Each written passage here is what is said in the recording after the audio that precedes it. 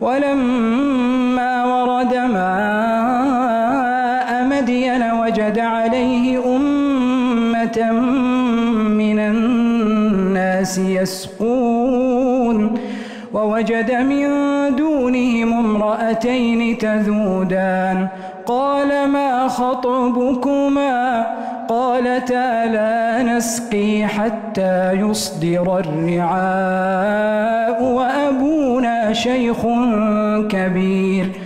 فسقى لهما ثم تولى إلى الظل فقال رب إني لما أنزلت إلي من خير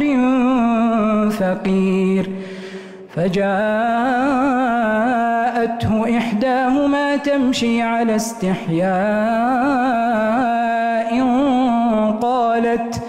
قالت إن أبي يدعوك ليجزيك أجر ما سقيت لنا فلما جاءه وقص عليه القصص قال لا تخف نجوت من القوم الظالمين